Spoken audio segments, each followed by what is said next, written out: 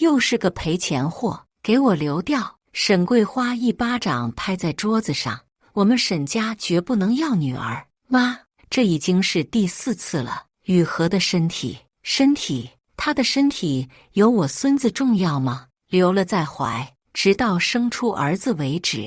深夜2点，顾雨禾痛得睡不着，起身找钥匙，无意中瞥见丈夫沈志远忘记锁屏的手机，上面跳动着几条未读消息。她怎么也没想到，这一眼竟会彻底改变她的人生轨迹。几分钟后，手机从她颤抖的手中滑落，整个人如遭雷击般瘫软在地。大家好，开始今天的分享之前，希望你能给人间烟火点个订阅，我将会分享更多优质的内容。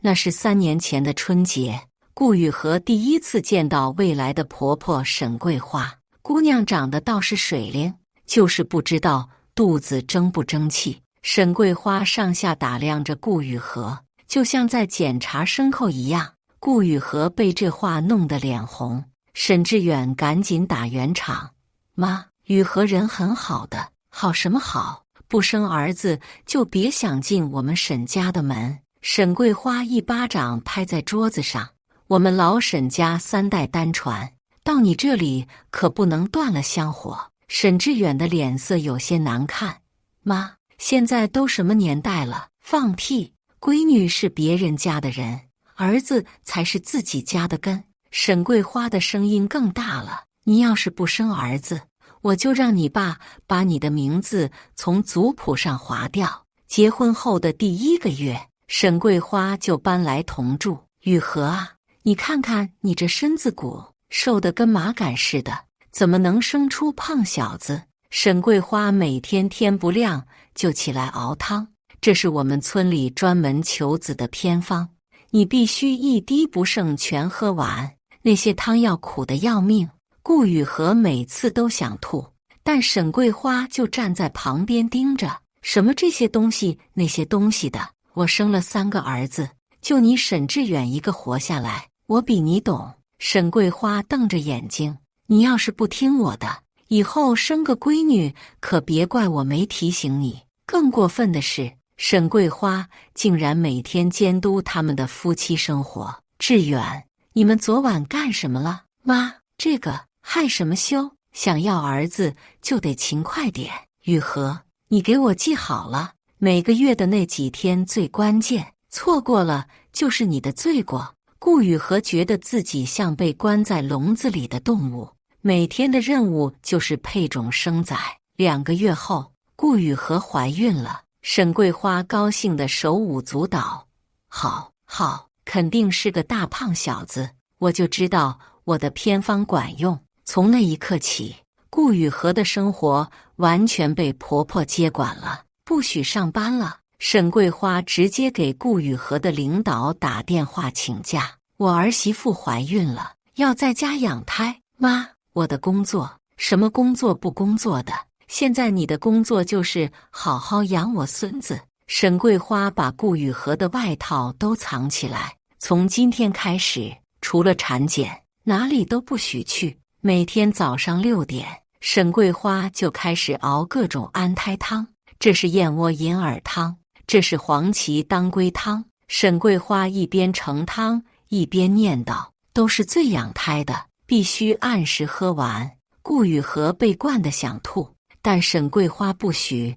吐什么吐？吐了对孩子不好，忍着。更可怕的是沈桂花对孙子的规划：等我大孙子出生，就叫沈继业，继承家业的意思。沈桂花已经开始织小毛衣，以后要让他学钢琴，学英语，上最好的学校。顾雨禾小心翼翼地说：妈，万一是女孩怎么办？沈桂花的脸瞬间黑了：胡说什么呢？肯定是儿子，我已经找神婆算过了，说是贵子命。3个月产检的那一天，顾雨禾至今还记得沈桂花兴冲冲跟进产检室的样子。医生，我孙子发育的怎么样？医生看着 B 超单，表情有些尴尬。是个女孩。沈桂花的笑容瞬间凝固了。什么？再检查一遍？不可能，肯定是看错了。医生很耐心地解释，很清楚，确实是女孩。回家的路上，沈桂花一句话都没说，脸色铁青。到了晚上，顾雨荷正在房间休息，突然听到客厅传来沈桂花和沈志远的对话。志远，这孩子不能要。妈，您说什么呢？我说这孩子不能要，生个闺女有什么用？还得花钱养，将来还要准备嫁妆。顾雨荷的心一下子凉了半截。妈，现在都怀3个月了，3个月怎么了？还来得及，反正年轻，以后还能再怀。沈桂花的语气斩钉截铁。我告诉你，我们沈家绝对不能要闺女。顾雨荷推开门冲了出去。妈，这是我的孩子，你的孩子。沈桂花冷笑，你吃我们家的，住我们家的，肚子里的孩子凭什么是你的？我告诉你，生不出儿子，你就给我滚出沈家。那天夜里，顾雨荷哭了一整夜。沈志远抱着她说，雨荷，要不我们搬出去住？你敢？沈桂花不知什么时候站在门口。搬出去？你还想不想要我们家的房子和存款了？我告诉你，沈志远，这个闺女必须打掉，不然我就断绝母子关系。1周后，顾雨荷莫名其妙的肚子疼，然后就流产了。医生说是胎儿发育不良，自然流产。沈桂花听了，居然露出了欣慰的笑容。看吧，老天爷都知道这个不是好胎，没事，咱们再努力，下次肯定是儿子。顾雨荷躺在病床上，看着沈桂花的笑脸，心里涌起一阵寒意。流产后的1个月，沈桂花就开始催促顾雨荷努力，身体恢复得差不多了，该抓紧时间了。这次我找了更灵的神婆，给你算了个黄道吉日。顾雨荷的身体还很虚弱，但沈桂花不管不顾。虚弱什么虚弱？我当年生完孩子第2天就下地干活，你们这些城里姑娘就是娇气。2个月后，顾雨荷又怀孕了。这次沈桂花学聪明了，不再早早地准备男孩的用品，而是每天念经拜佛，菩萨保佑，一定要给我个大孙子。雨荷，你也过来磕头。顾雨荷无奈地跟着婆婆每天磕头烧香，心里却越来越压抑。3个月产检，又是女孩。沈桂花当场就在医院大哭起来。为什么又是闺女？我到底做错了什么？这次沈桂花直接找了一个老中医，说是有专门的药能调理胎气。雨荷，你必须喝这个药。沈桂花端着一碗黑乎乎的中药。这位老先生说了，喝了这个，孩子的性别还能改变。顾雨荷觉得荒谬。妈，哪有这种事？你懂什么？这是祖传秘方。沈桂花逼着顾雨荷喝下去，喝了这个，说不定下次 B 超就变成儿子了。那段时间，顾雨荷每天都要喝那种苦涩的中药，喝完就恶心想吐。但沈桂花认为这是药效的表现。2周后，顾雨荷又流产了。医生检查后说，胎儿停止发育，可能是药物影响。沈桂花听了，反而松了一口气，停了就停了，反正也是个闺女。第3次怀孕时，顾雨荷已经有些麻木了。沈桂花的管控更加严格，不许出门，不许见朋友，甚至不许给娘家打电话，专心养胎，其他什么都别想。沈桂花把家里的座机电话都锁起来，等生了儿子，什么都好说。这次产检是男孩的话，沈桂花高兴得差点晕过去。我就知道，这次肯定是我大孙子。沈桂花立刻去买了一堆蓝色的婴儿用品。从今天开始，雨荷你就是我们家的功臣。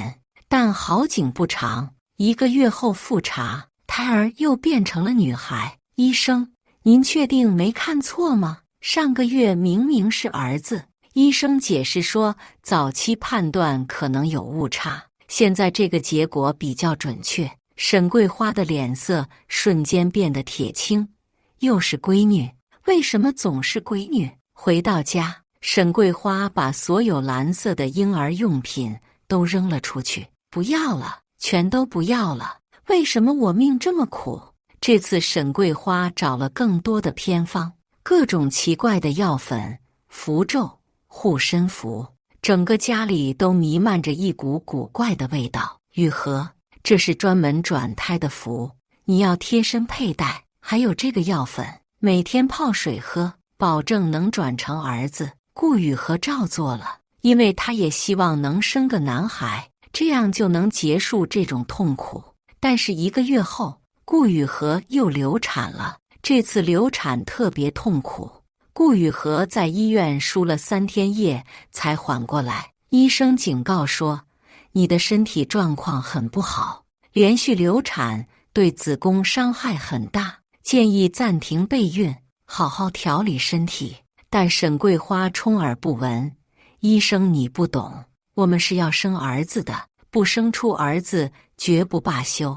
第4次怀孕是在半年后，这次顾雨禾的身体已经很虚弱了，但沈桂花依然不放松，这次是最后机会了，什么都不许做，就躺着养胎。顾雨禾每天只能躺在床上，连翻身都要小心翼翼。沈桂花把各种保胎的偏方都用上了，这是千年人参片，这是燕窝银耳汤。沈桂花一天要为顾雨禾喝10几种不同的汤药，一定要保住这个孩子。但命运似乎在跟他们开玩笑，这次产检又是女孩，沈桂花当场就晕倒了。醒来后，沈桂花看着顾雨禾的眼神变得很可怕。你是不是故意的？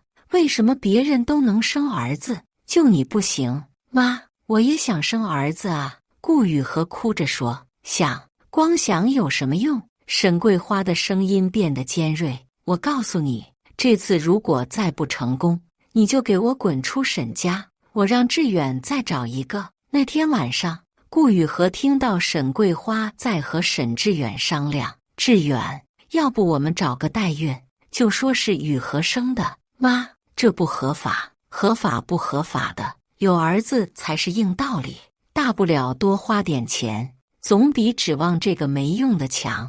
顾雨禾听了，心都碎了。2周后的一个晚上，顾雨禾又开始肚子疼，沈志远赶紧送他去医院。路上，沈桂花居然说，要是又流了，也算老天有眼，省得生个赔钱货出来。这次流产后，顾雨禾彻底绝望了。医生说他的子宫壁已经很薄了，再这样下去，可能永远都怀不上孩子。但沈桂花还在埋怨，就是你身体不争气，别人的媳妇一生一个准，就你这么多毛病。回到家，顾雨禾躺在床上，感觉自己像被掏空了一样。沈志远坐在床边，轻抚着他的头发。雨禾，要不我们先不要孩子了？顾雨禾摇摇头，不行，妈不会同意的。果然，第2天，沈桂花就开始催促，休息2个月就继续。我已经联系好更厉害的老中医了，这次一定成功。顾雨禾看着沈桂花那张坚决的脸，心里涌起一阵绝望。那天夜里，顾雨禾失眠了，他起身去喝水，经过沈志远的床边时，发现他的手机还在充电，屏幕上有未读消息在闪烁。出于某种说不清的直觉，顾雨禾拿起了手机。顾雨禾颤抖着输入沈志远的生日密码，手机屏幕亮了起来，他好奇地点了进去，聊天记录让他整个人都僵住了。顾雨禾看着手机屏幕，整个人如遭雷击。微信里躺着几条未读消息，发信人的备注是老中医，药效怎么样？这次应该很快就能掉了。按你说的剂量，他喝了3天就开始肚子疼了。我说了，这个方子百试百灵，保证神不知鬼不觉。突然，他听到厕所里传来冲水声，沈志远要出来了。顾雨荷慌忙想要放下手机，但手指不受控制地颤抖着，屏幕上的字句如同恶魔的咒语，一遍遍地冲击着他的理智。不可能，他喃喃自语，眼泪控制不住地涌出来。脚步声越来越近，门把手转动的声音在寂静的夜里格外清晰。雨荷，你……沈志远的声音在颤抖。顾雨荷慢慢站起身，手里还紧紧握着那部手机，眼中的泪水已经干涸，取而代之的是一种可怕的平静。是你，一直都是你。他的声音轻得像羽毛，但每个字都重如千钧。沈志远想要上前，但顾雨荷后退了一步。不要过来，雨荷，听我解释。解释。顾雨荷举起手机，解释你是怎么在我每次产检后给我下药的，解释你是怎么和那个所谓的老中医勾结害死我们的孩子的。沈志远的脸色彻底垮了。雨荷，你要理解，妈她理解。顾雨荷发出一声凄厉的笑，理解你们为了生儿子把我当成生育机器，理解你们为了杀死女儿不惜毒害我的身体。这时，沈桂花被吵醒了，穿着睡衣走了出来。怎么了？大半夜的嚷嚷什么？顾雨荷转过头，看着这个3年来折磨她的女人，眼中闪烁着仇恨的火焰。沈桂花，你过来。沈桂花被顾雨荷的语气吓了一跳。你怎么回事？我说，你过来，来看看你亲爱的儿子干的好事。沈桂花走近后，顾雨荷把手机屏幕对准他，看了几行字后，沈桂花的脸色也变了。志远，这是怎么回事？沈志远知道瞒不住了，索性破罐子破摔。妈，是你说的，不生儿子就让我离婚，我也没办法。可是这样不是害了雨荷吗？害了我。顾雨荷发出一阵歇斯底里的笑声。从我嫁进这个家的第1天起，你们就在害我，让我辞职，不许我见朋友，不许我和娘家联系，把我关在这个家里像动物一样配种。现在你们居然还用药物杀死我的孩子。顾雨荷继续翻看手机，发现了更多触目惊心的内容。从第1次怀孕开始，沈志远就在准备，每次产检确认是女孩后，他就会购买堕胎药物，然后想办法让顾雨荷服用。第1次是混在补汤里，第2次是伪装成保胎药，第3次是说成转胎的偏方，第4次则是直接在她的饮用水中下药。每一次流产都不是意外，都是你们预谋的谋杀。我的孩子们，我的4个孩子都是被你们害死的。更让人震惊的是，聊天记录显示，沈桂花不仅知情，还是这个计划的主导者。志远，这次的药量要加大一点，上次那个药效太慢了。妈，会不会对他身体有影响？有影响怎么了？反正也是个赔钱货，留了也好。顾雨荷看着这些聊天记录，感觉整个世界都在旋转。他想起每次流产时沈桂花的安慰，没事的，孩子不健康，留了也好，下次一定能怀个健康的儿子。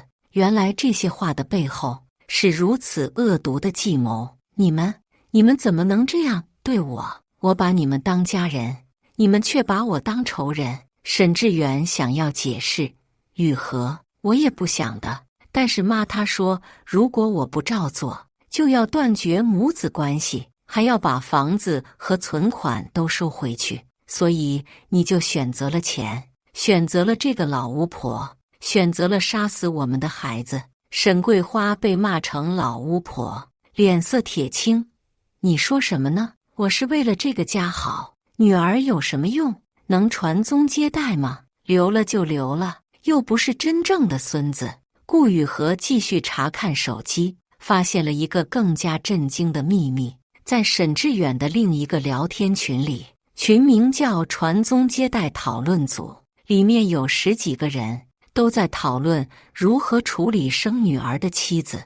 我老婆又怀了个女儿，有没有靠谱的药？我这里有，保证无痕迹，就像自然流产一样。我老婆已经留了3个女儿了，现在终于怀上儿子了。更可怕的是，沈志远在群里分享经验，大家记住，一定要装出很心疼老婆的样子，这样他们就不会怀疑。我老婆现在还以为是她自己身体有问题呢，哈哈！你们这些畜生，你们不是人，你们是恶魔！沈志远被骂急了，雨荷，你别这样，我们也没有恶意，没有恶意。你们把杀死孩子当成游戏，把折磨女人当成乐趣，这叫没有恶意。在沈志远的网盘里，他找到了一个文件夹，里面全是各种堕胎药物的使用说明、购买渠道以及成功案例的视频。其中有一个视频，竟然是他第2次流产时的录像。视频里，顾雨荷痛苦地躺在床上，沈志远在旁边安慰他，而沈桂花在一旁偷偷地笑。我的天啊！顾雨荷看着视频里自己痛苦的样子，彻底崩溃了。你们还录像？你们把我的痛苦当成娱乐？顾雨荷知道，再说什么都没用了。这对母子已经彻底失去了人性。他冷静地拿出自己的手机，开始录像。沈志远、沈桂花，现在我给你们一个机会，把刚才说的话重新说一遍。沈志远警觉起来，你干什么？我在录像，我要把你们的罪行记录下来。但顾雨荷早有准备，他后退到门边，别过来，再过来我就报警！报警！沈桂花冷笑，你报警有什么用？我们是在帮你调理身体，是你自己身体不争气才流产的，是吗？顾雨荷举起沈志远的手机，那这些聊天记录怎么解释？这些转账记录怎么解释？这些药品购买记录怎么解释？沈桂花的脸色变了，那都是什么？都是假的。我现在就去医院验血，看看我体内有没有药物残留。沈志远知道事情败露，开始威胁顾雨荷，你别忘了，我们现在还是夫妻，你要是敢乱说，我就告你诽谤！诽谤！我有证据，我怕什么诽谤？我现在就去派出所报案，告你们故意伤害罪，告你们谋杀罪。听到要报案，沈桂花慌了，雨荷，咱们都是一家人，有什么话不能好好说？你要什么我们都给你，别报案行不行？一家人，你们把我当一家人吗？你们把我的孩子当一家人吗？你们有把我当人看吗？顾雨荷拿起包向门口走去。你去哪？沈志远想要拦住他。去医院，去派出所，去法院，我要让全世界都知道你们的罪行。第2天，顾雨荷带着所有证据来到派出所报案。警察看了聊天记录和转账记录，立即立案调查。医院的化验结果也出来了，顾雨荷体内确实检测出了多种药物残留，而且这些药物都有强烈的堕胎作用。沈志远和沈桂花被刑事拘留。在法庭上，当那些聊天记录被公开朗读时，整个法庭都震惊了。被告沈志远在明知妻子怀孕的情况下，多次购买堕胎药物，造成胎儿死亡4次，其行为已构成故意伤害罪。法官当庭宣判，沈志远判处有期徒刑3年，沈桂花判处有期徒刑2年，并赔偿顾雨荷医疗费和精神损失费共计50万元。更重要的是，法院调查发现了那个传宗接代讨论组牵出了一个庞大的犯罪网络，10几个像沈志远一样的丈夫被抓，几十个像顾雨荷一样的受害者得到了正义。那个老中医其实是个无证药贩子，专门销售假药和禁药，也被判处有期徒刑10年。1年后，顾雨荷离开了那个充满痛苦回忆的城市，他用赔偿金在另一个城市开了一家小书店，过着简单而平静的生活。医生说，经过调理，他的身体已经恢复了健康，完全可以正常怀孕生子。但顾雨荷暂时不想要孩子了，她要先好好爱自己。半年后，她遇到了现在的男朋友王浩。王浩是个温柔体贴的男人。当顾雨荷把自己的经历告诉他时，他抱着她哭了。雨荷，你受苦了，以后我绝不会让任何人伤害你。万一我生不出儿子怎么办？顾雨荷还是有些担心。什么儿子女儿的，有你就够了。王浩认真地说，如果有孩子，男孩女孩我都喜欢，如果没有孩子，我们就做丁克族。顾雨荷听了，眼泪又流了出来，这次是幸福的眼泪。而沈志远出狱后，发现妻子早已离婚改嫁，房子被法院拍卖用于赔偿，母亲因为坐牢而身体垮了，整个家彻底散了。沈桂花晚年孤独一人，没有人愿意照顾她。她经常在小区里逢人就说，我当年是为了家族香火啊，有什么错呢？但没有人同情她，所有人都知道她的恶行。2年后，顾雨荷和王浩结婚了。在婚礼上，顾雨荷对着镜头说，我想告诉所有的女性朋友，生男生女都是宝，任何人都没有权利伤害你们。如果遇到像我这样的情况，一定要勇敢地站出来，用法律武器保护自己。婚后1年，顾雨荷怀孕了，是个健康的女孩。王浩高兴得像个孩子，每天都在肚子上和宝宝说话，小公主，爸爸妈妈都在等你呢。顾雨荷看着镜子里的自己，肚子微微隆起，脸上洋溢着幸福的光芒。她终于明白，真正的家庭应该是什么样子，充满爱与尊重，而不是充满控制与伤害。以上就是今天分享的故事，大家有什么想说的、想吐槽的，欢迎在下方评论交流，也更希望能给人间烟火点个订阅，我将会分享更多优质的故事内容。